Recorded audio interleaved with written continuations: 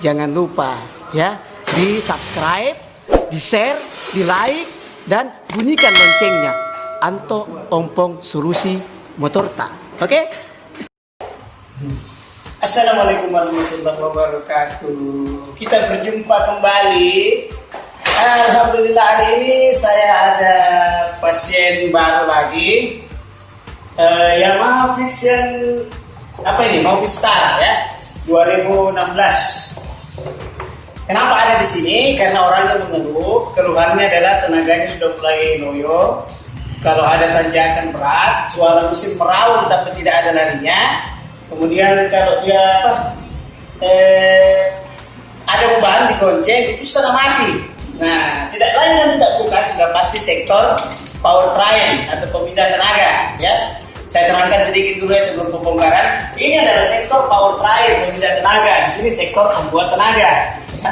Jadi tenaga dihasilkan dari bagian silinder head ke silinder block ini, proses tenaga di sini. Jadi kalau ini tambah besar dan tambah banyak, maka tenaganya semakin besar. Di sini hanya powertrain atau pemindah tenaga. Tenaga yang ada di sini akan dipindahkan ke roda. Nah, akan dipindahkan ke roda supaya roda bisa berputar. Nah, itu di sini sumbernya, pemindahnya. Di sini ada dua rangkaian. Adalah rangkaian sistem kopling dengan rangkaian sistem transmisi. Ya. Jadi kalau ada pengurangan tenaga di mana putaran di sini misalnya dia ada 100%, di sini tinggal 70%, berarti kerusakan itu berada di sektor bagian powertrain. Oke. Salah satu komponen powertrain adalah kampas kopling. Ya. Oke, di sini saya agak sedikit nyeleneh, salah ya. Ini kan motornya Vision Movistar keluaran 2016. Dari teman-teman yang saya sudah sharing yang di Jawa apa segala macam, itu katanya lebih bagus kalau mengganti kampas kopling jangan yang originalnya ini, pakai punya Scorpio. Ya, kodenya nih. Ya, oke, bisa dilihat. Ya, ini punya Scorpio ya. Jadi kalau mau lebih enak tarikannya, tanjakannya apa segala macam, punya Vision keluaran 2016 ke bawah 2015, 2014. Ini pakai ini ya, karena 2019 sudah lain motornya, beda.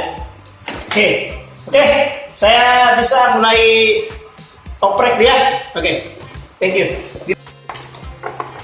Nah, ini proses pembongkarannya ya. Jadi dimulai dengan pembongkaran starter, kemudian pembukaan oli. Tapi saya nggak akan buka olinya di pembongkaran oli. Ketika saya buka bak, olinya langsung keluar aja gitu. Supaya nggak ada lagi buat-buat yang dikhawatirkan bisa keluar, ya. Ini biasanya agak keras ya, jadi kita pukul sedikit, kemudian kita menggunakan anti karat ya, kita bisa menggunakan di bak dulu, kita goyang-goyangkan. Nah, udah, ya, kita tarik, buka dulu ya. Bodi, buka rumah. Oke. Jadi ini ya. Ini kalau kita buka bak bisa nggak diganti ini, jadi kita buka.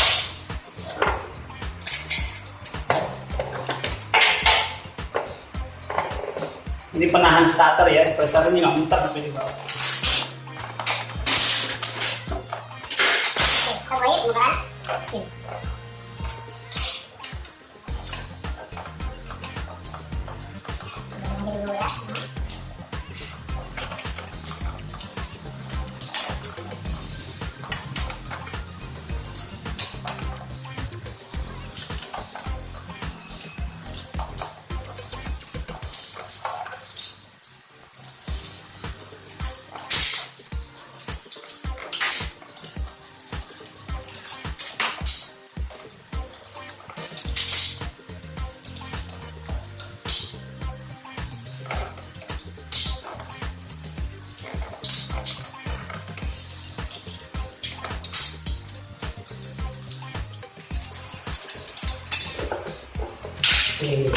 Dulu bautnya sudah dibuka ya, kita tinggal goyangkan sedikit ini ya, biar olinya keluar dulu ya.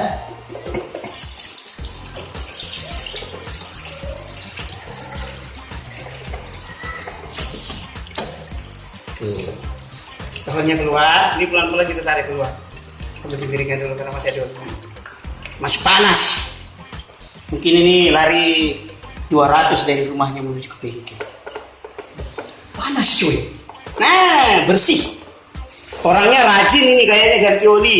Tidak ada kotoran ya. Alhamdulillah bersih. Ini dia modelnya. Jadi saya terangkan dulu di sini sedikit ya. Nah, oke, apa-apa yang ada di sini? Ini adalah gigi yang di depan ini gigi apa? Ini adalah gigi balancer engine. Ini gunanya manfaatnya memperkecil getaran yang terjadi di porosengkol, di kuruk as. Jadi kita nggak terlalu terasa getaran mesin. Ini namanya tadi apa? Balancer engine. Ini ada di motor-motor 150 cc ke atas. Kalau nggak ada ini getarannya tinggi, ya. Ini gigi yang berhubungan dengan balancer engine tadi. Nah, ini gigi primer. Gigi primer adalah gigi utama. Jadi gigi utama dari porosengkol. Nah, ini memutar ini. Kemudian ini ada gigi sekunder. Gigi sekunder, gigi yang diputar. Gigi pemutar, gigi yang diputar, ya. Jadi kalau kru as memutar akan memutar rumah kopling. Rumah kopling ada asnya. Asnya menuju ke transmisi. Oke. Sekarang proses pembongkaran koplingnya. Nah, ini yang mau diganti nih ya. Oke, ya. Ini bagus ya.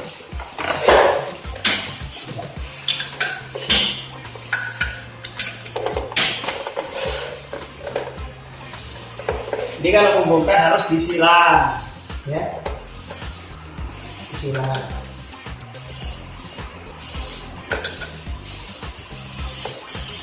Ini sudah kurang lebih 4 tahun ya. Dengan 2016, sekarang 2020. Wajar lah kalau kita lakukan penggantian di sini. Jadi lebih bagus mengganti lebih cepat daripada kalau sudah mengalami masalah. Misalnya sudah hangus terbakar. Nah, itu pasti akan ada komponen lain yang lebih parah lagi. Bisa saja kotor di dalam mesin karena kampas kopling sudah hangus.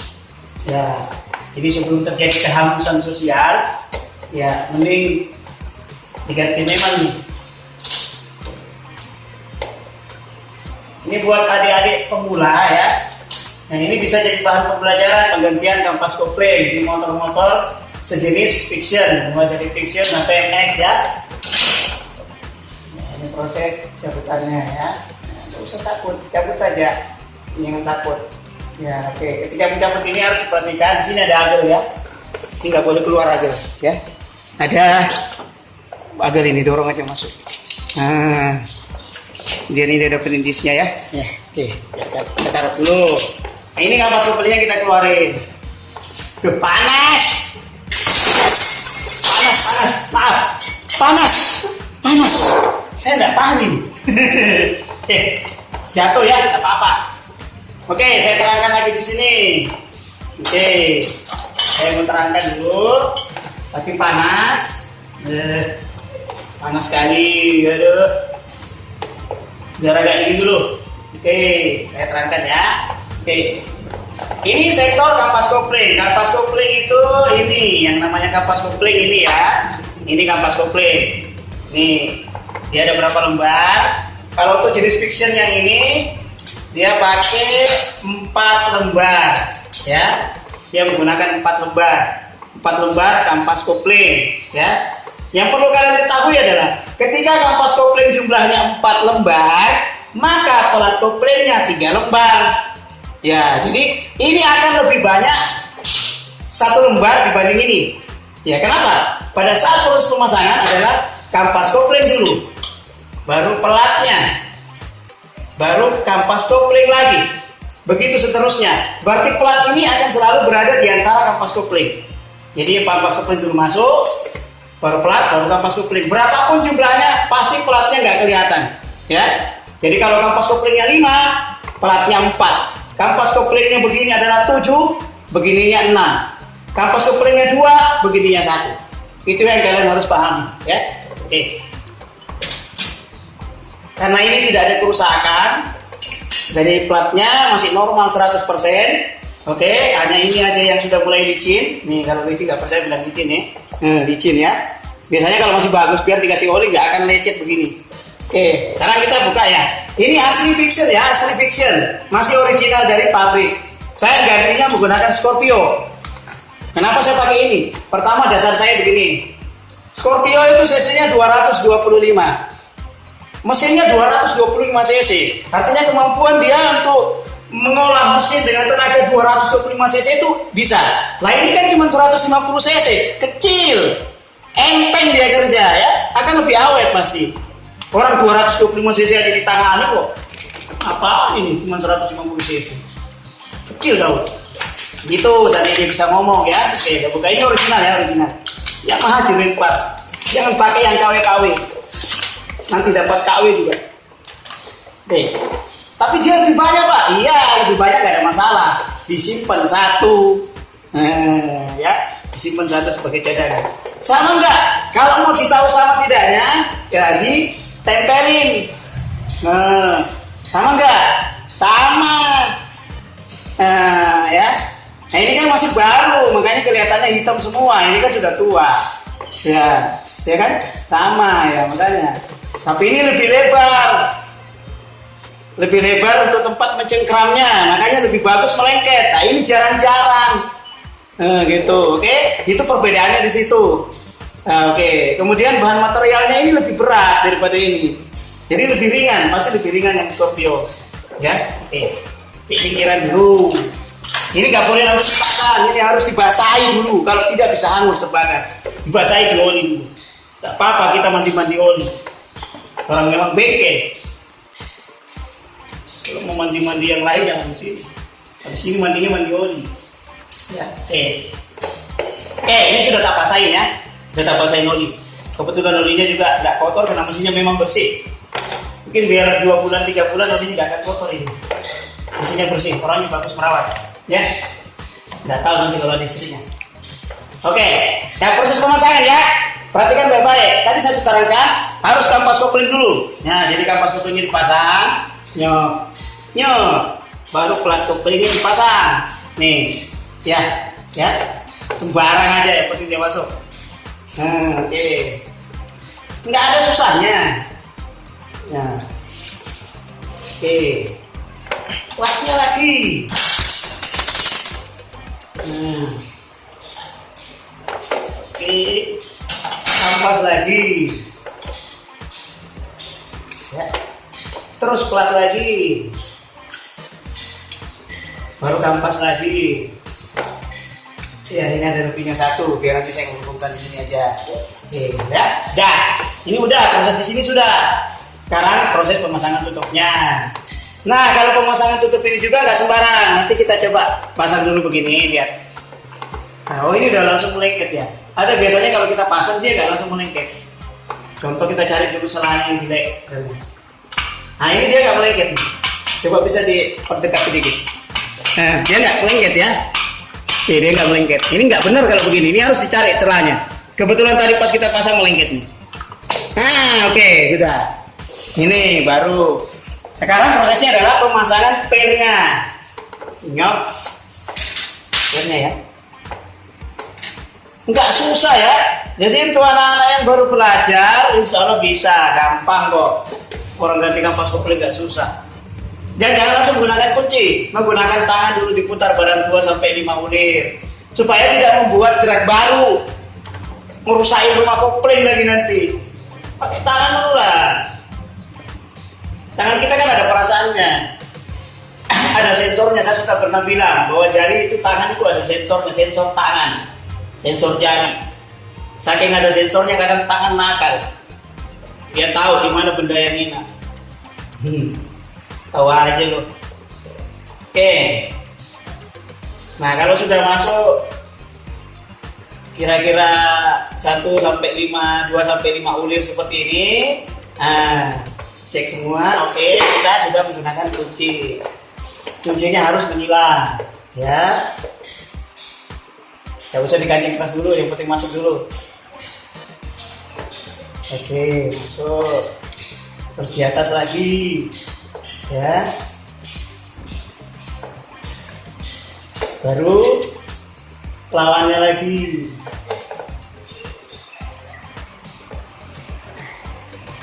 Oke lagi, ini ya.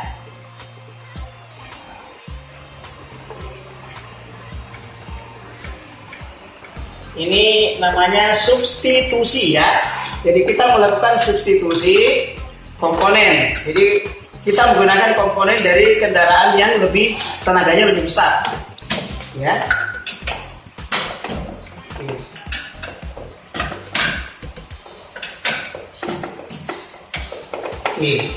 Ya. Ceknya gimana? Di handle ya. Tuh, saya handle dulu ya. Cek dulu. Bagi yang main, ya. Dicek di handle di sini. Oke, dia enak ya. Oke, dah. Berikutnya proses pemasangan bak. Tapi sebelum kita memasang baknya, kita lihat dulu komponen di sini apakah ada kotoran atau tidak. Ternyata tidak ada. Gasketnya, perpaknya masih oke, tidak ada kerusakan ya. Oke di sini ya. Alhamdulillah, mesinnya bersih ya. Tidak ada kerusakan, tidak ada kotoran sama sekali. Biarpun satu butir saja nggak ada. Subhanallah, bagus ya. Perpaknya pun tidak ada yang rusak. Oke, sekarang adalah proses pemasangan. Jadi tidak susah ya, cuma begitu aja prosesnya. Yang susah adalah ketika saya membongkar variasinya. Kita pasang. Jadi pasang aja dulu. Kalau menurut saya pembersihannya nanti kalau sudah dipasang bautnya semua baru dibersihkan ya. Oke, mungkin untuk proses pemasangan seperti ini kalian semua sudah tahu barangkali ya. Oke, tidak perlu saya videokan lagi, pasti semua sudah tahu. Nah ini tinggal memasang baut saja, kemudian memasang oli, kemudian dihidupkan. Oke, terakhir begini ya. Kenapa kita harus sedini mungkin untuk mengganti kampas kopling ya? Karena kita khawatirkan begini, kalau ini sudah lebih, kita sudah merasakan seperti pengurangan tenaga. Jangan kita menunggu sampai suara mesin kasar atau oli yang kita ganti sudah buram, berarti itu sudah terjadi hangus. Biasanya ini sudah hangus terbakar. Nah kalau ini hangus terbakar, kampas ini akan hancur dan menyatu dengan oli. Dan pasti dia akan banyak berada di dalam komponen mesin, baik tengah, sebelah sini maupun sampai di sana, di rasio ya. Bahkan sampai di magnet. Nah itu yang kita hindari. Kalau memang kurang lebih 3-4 tahun kita sudah rasakan motor sudah kurang tenaganya, udahlah ganti. Harganya tidak mahal, nggak sampai 200.000 ya. Kasihan motornya dipakai tiap hari. Oke, sampai di sini dulu. Semoga sehat selalu ya. Jangan lupa di like, di subscribe, kalau perlu di komen kalau ada yang ingin ditanyakan. Oke ya. Assalamualaikum warahmatullahi wabarakatuh. Oke.